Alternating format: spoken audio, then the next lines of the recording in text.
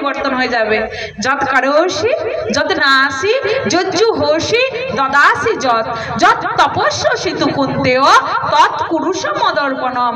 যত করোষি যাহা কিছু করো, যত নাসি যাহা কিছু ভোজন করো, যত তপস্যসি যাহা কিছু তপস্যা করো, যাহা কিছু দান করো, যাহা কিছু হোম করো, যাহা কিছু যজ্ঞ করো, যদি ভগবানকে সমর্পণ করে ভগবানকে হৃদ মন্দিরে বসিয়ে করতে পারো, তাহলে আলাদা করে আর ভগবানের ভজন করার প্রয়োজন হয় না।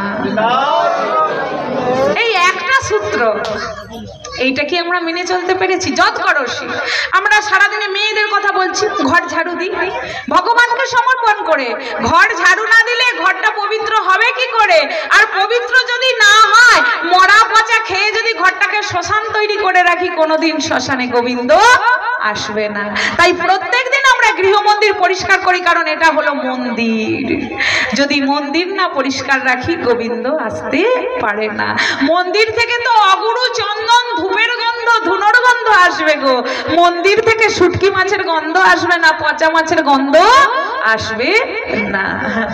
প্রত্যেক দিন আমরা বাসন ধুই, গোবিন্দের বাসন যদি পরিষ্কার না রাখতে পারি, বাসনে যদি মুখ না দেখা যায়, তাহলে কখনো এই মনরূপী বাসনে গোবিন্দের মুখ দর্শন করতে পারবে না, পারবে না, পারবে না। তাই বাসন মাজতে হয়, বাসন মাজার সঙ্গে সঙ্গে বাসনের ময়লাগুলো যত যাবে, তত তোমার এই মনের ময়লাগুলো ধীরে ধীরে গিয়ে এই হৃদ মন্দিরে এই গোবিন্দের দর্শন পাবে একদিন না একদিন। প্রত্যেকটারই তত্ত্ব আছে গো মা, এমনি এমনি কর্ম নয়। রন্ধন করছি, তাই না? রন্ধন করছি কেন?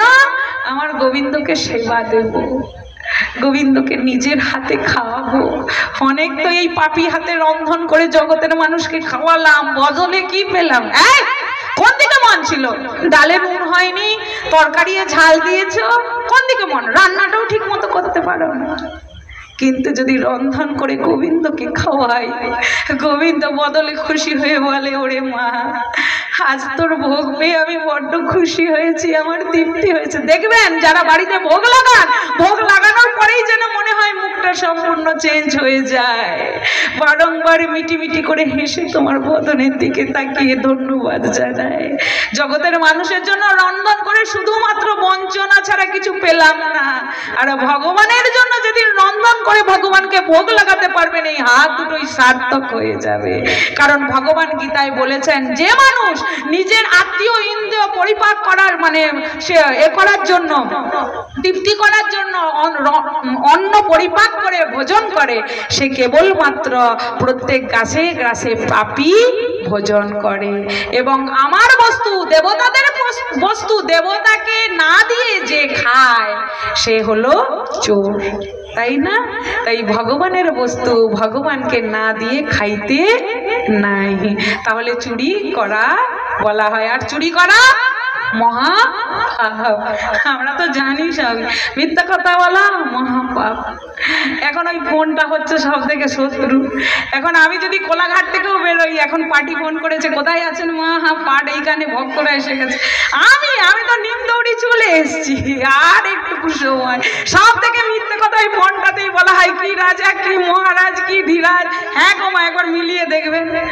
মিথ্যে কথা বলা হচ্ছে মহাপাপ, চুরি করা মহাপাপ। কিন্তু আমরা দৈনন্দিন এই যে বাজার থেকে এখন আমের সিজন, আম উঠেছে নতুন নতুন, তরমুজ সব নিয়ে আসছি, আর ভগবানের বেলা 2টি নকুল দানা। একবার বিশ্বাস করবেন। আচ্ছা মা গো, তোমরা এই বেশিরভাগ বাড়িতে দেখেছি এইটুকুটুকু গ্লাসে জল দাও, এইটুকু ছোট রেখা।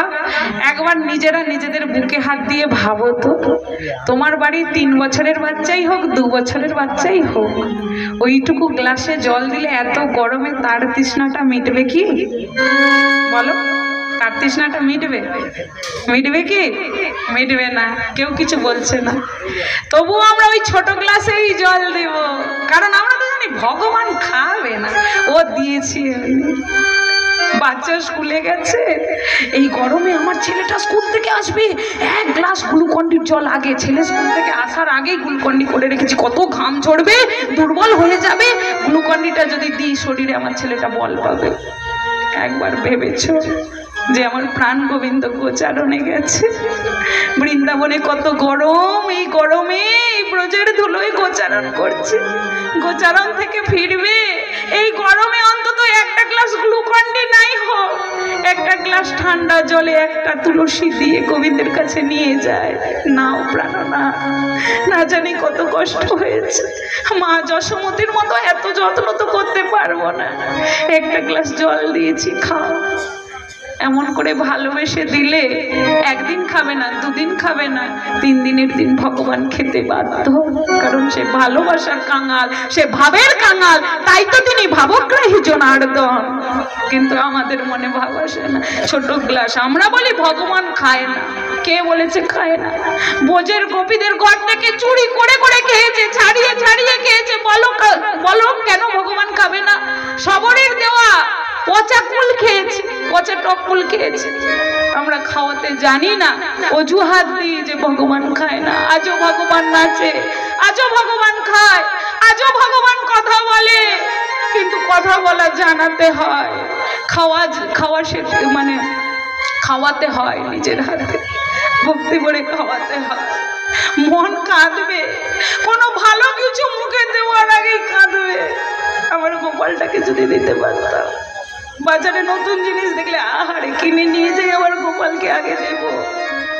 বাজারে ভালো ফুল দেখলেই মনে হবে আমার গোপালকে যদি একটা মালা গেঁথে দিতে পারতাম।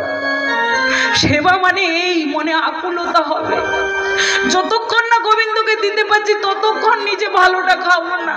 আগে আমার গোপাল খায়, তারপর আমি সেই প্রসাদ পাবো। তাতে যে আনন্দ আছে মা গো, এই সাংসারিক কোনো বস্তুতে সে আনন্দ নাই।